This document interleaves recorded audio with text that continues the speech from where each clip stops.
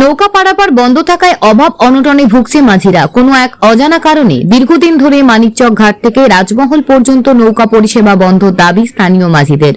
কারণ জানতে প্রশাসনিক দরবারে বারবার আর্জি দিয়ে মিলছে না কোনো সুরাহা। ফলে আর্থিক ক্ষতির মুখে কয়েকশো মাঝি। কিভাবে দিন গুজরান হবে, কপালে চিন্তার ভাঁজ মাঝিদের। মালদা জেলার মানিকচক গঙ্গার ঘাট দুই রাজ্যের সন্ধিস্থল।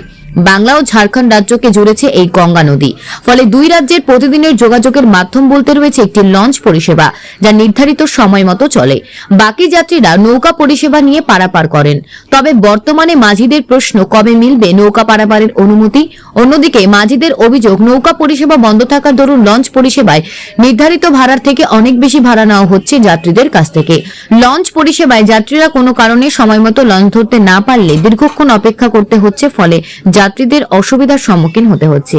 মাঝিদের দাবি শীঘ্রই পূরণ হোক এবং পুনরায় নৌকা পারাপার বহাল করুক প্রশাসন। এই আর্জি মাঝিদের মুখে। এখন শুধু দেখার বিষয় যে কবে চালু হচ্ছে মানিকচক ঝাড়খণ্ড ফেরিঘাটে নৌকা পারাপার।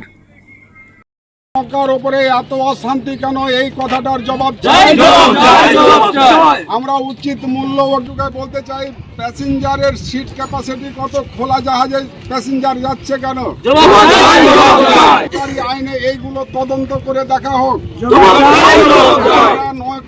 যে আমরা সব জায়গায় কমপ্লেন করলাম, আজকে 1 মাস ধরে কমপ্লেনই করে যাচ্ছি এই নৌকার বিশেষে এবং ঘাটের বিশেষে। হ্যাঁ, যে আমরা আজ থেকে নৌকা চালাই না, আজকে আমাদের পূর্বপুরুষ থেকে নৌকা চলে আসছে। জাহাজের আগে আমাদের নৌকা ছিল, আমার দাদারা বলে গেছে এবং আমার বাবারাও এখন বলছে যে না, আগে নৌকা ছিল, জাহাজ ছিল না, পরে জাহাজ এসছে। হ্যাঁ, আমরা অনেক জায়গায় গেছি যে আমাদের নৌকাটা বন্ধ করে রেখেছে। ওনার কাছে আমরা জবাব চেয়েছি, ব্লকে গেছি, এবিও সাহেব বলছেন যে না, আমাদের কাছে জেলা থেকে কোনো আদেশ নেই যে নৌকা বন্ধ হবে। হ্যাঁ, আদেশ থাকলে আমরা নিশ্চয়ই তোমাদেরকে জানিয়ে দিতাম, কিন্তু আমাদেরকে ব্লক বলছে কোনো আদেশ নেই।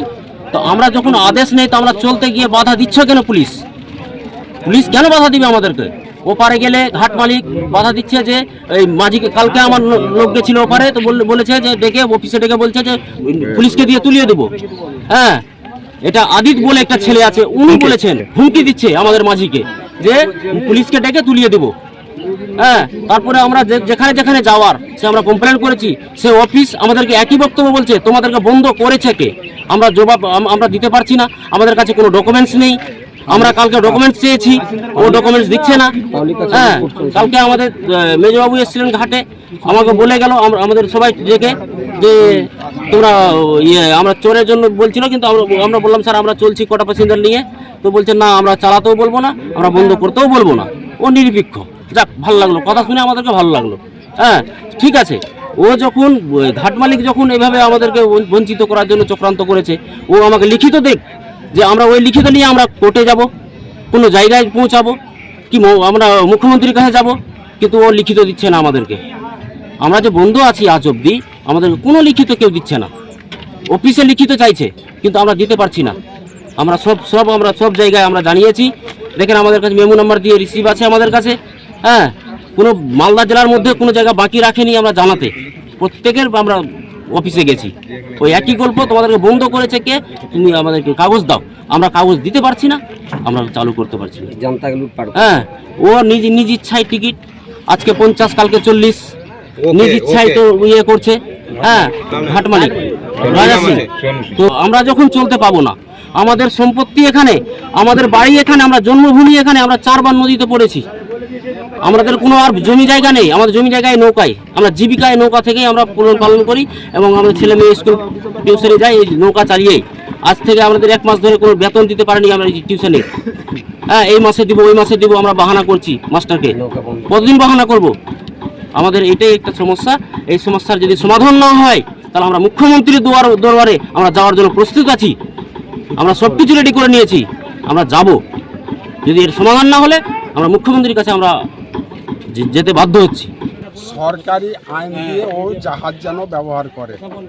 উপস্থিত শিডিউল, টিকিটের মূল্য, লাঠি দিয়ে ডিউটি, ওরাকে কেউ চিনতে পারে না। যেমন আমাদের শিবুবাবুরা আছে, একটা ড্রেসে আছে, ওদের এমন কোনো কিছু নাই, যখন তখন প্যাসেঞ্জারকে আক্রমণ করে দেয়। এই কিছুদিন আগে আমার এক মাঝিকে মেরে, হ্যাঁ, কান দিয়ে রক্ত করে দিয়েছিল। হ্যাঁ, তবু আমরা নরম বলে, গরিব বলে কিছু করতে পারিনি। এ শুনছি নাকি খুব পয়সাওয়ালা, ওর ভয়ে সবাই কি এইরকম নিজের ইচ্ছা মতনে কাজ করছে। আজকে ডাকলাম যে আমরা তো পারছি না, আমরা সবাইকে অভিযোগ করলাম, থানা করলাম, ভিডিও করলাম, সবাইকে করলাম, এখন পর্যন্ত আমাদের কোনো সিদ্ধান্ত করে দেয়নি। আমরা এই পর্যন্ত এখন না খেয়ে দাঁড়িয়েই আছি। আমরা চাইছি সমাধান, আর না হলে যদি আমরা নৌকাও অবৈধ থাকে তাহলে ও যেন বৈধ হয়ে চলে, ও যেন ঠিক লাইন দিয়ে চলে, তাহলে আমাদের কোনো আপত্তি থাকবে না।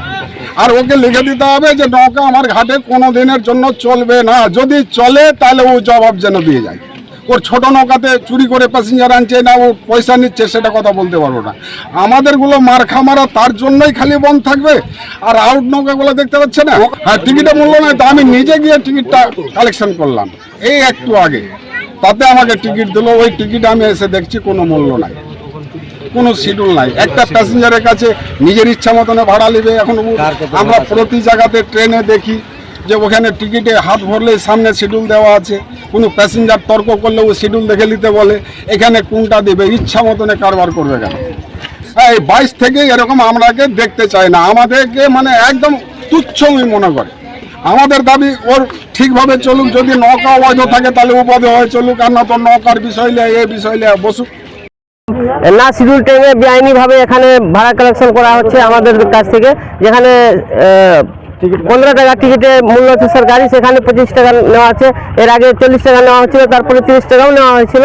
এই জন্য আমরা মিছিল করছি। এটা হবে কেন? শিডিউল ট্রেনে সব 4 জন থাকে এখানে, ভ্যানের কত ভাড়া, ট্রাকের কত ভাড়া, এগুলো 4 জনের এখানে টাঙা থাকে, প্যাসেঞ্জারের কত ভাড়া এখানে যেন টাঙা থাকে, এই জন্য আমরা আন্দোলন করছি। জোর জবরদস্তি বাড়তি ভাড়া নেওয়া হচ্ছে, যেখানে 15 টাকা ওখানে 30 টাকা নেওয়া হচ্ছে। টিকিটের মূল্য বসানো নেই।